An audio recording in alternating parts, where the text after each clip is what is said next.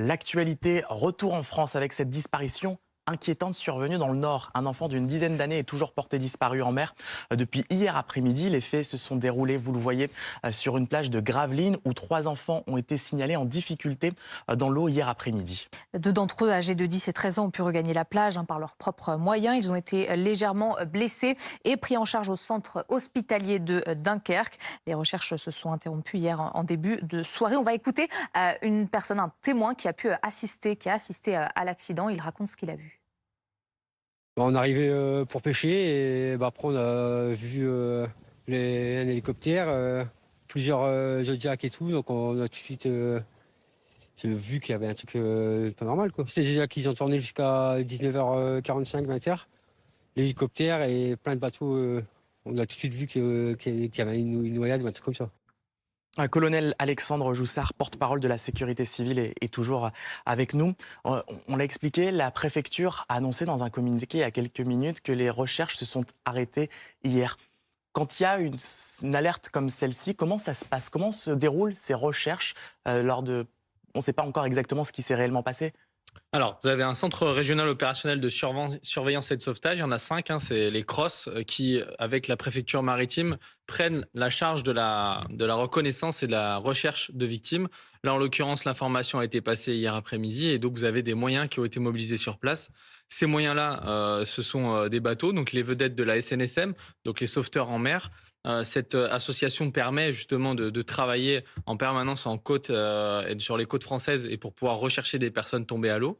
Et puis vous avez des moyens appuyés, notamment des moyens militaires, des dauphins, donc les hélicoptères qui sont là pour quadriller le secteur et donc qui ont des radars et qui permettent, en survolant des zones à risque, de pouvoir retrouver des victimes ou de permettre de localiser des embarcations. Ce travail-là est difficile, puisque lorsqu'on est sur des recherches en mer, vous êtes sur rechercher vraiment à chaque centimètre, à chaque zone, avec des mouvements d'eau, avec des vagues qui vont déplacer les objets ou déplacer les victimes qui sont tombées à l'eau. Et donc, c'est très compliqué. Hier, pendant des heures, les équipes ont travaillé sur place pour pouvoir essayer de retrouver ce troisième enfant. Et à l'heure où on se parle, en effet, elle est toujours portée disparue. Ça paraît être un travail colossal de retrouver un enfant dans l'océan.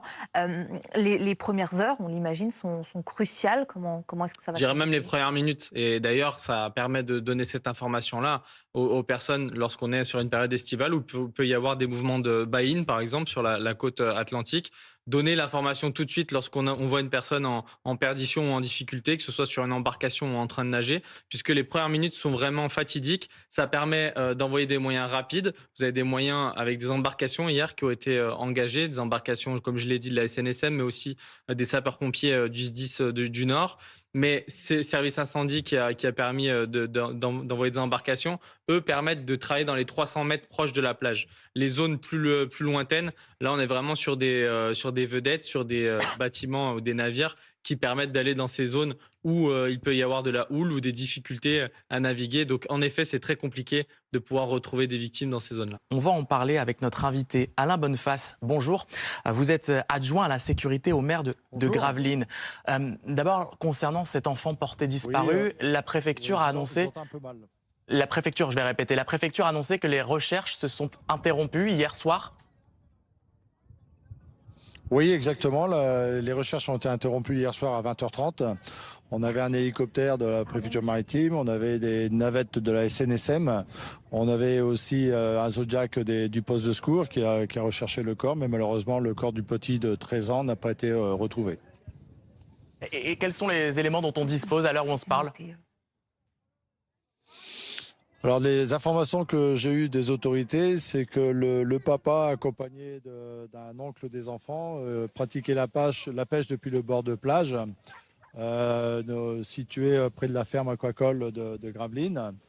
Et apparemment, les 3 enfants étaient sur une petite embarcation légère, type petit bateau pneumatique de plage. Et avec le vent, ils se sont un peu décalés. Ils ont échappé à la vigilance du papa et de l'oncle. Et malheureusement, pour une raison pas connue, la petite embarcation a chaviré. Un a pu être secouru par des pêcheurs, le deuxième a été secouru par l'équipe de sauvetage de la plage et le troisième, malheureusement, n'a pas été retrouvé et a dû périr noyé.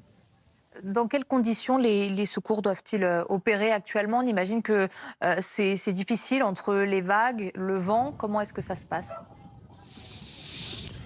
Non, hier, le drapeau rouge était levé au poste de secours. La météo n'était pas très favorable. On avait un vent un peu fort. La mer était un petit peu agitée, mais on n'avait pas de courant plus fort qu'habituellement. C'est quand même une plage assez sécurisée parce que c'est une grande étendue de plage plat.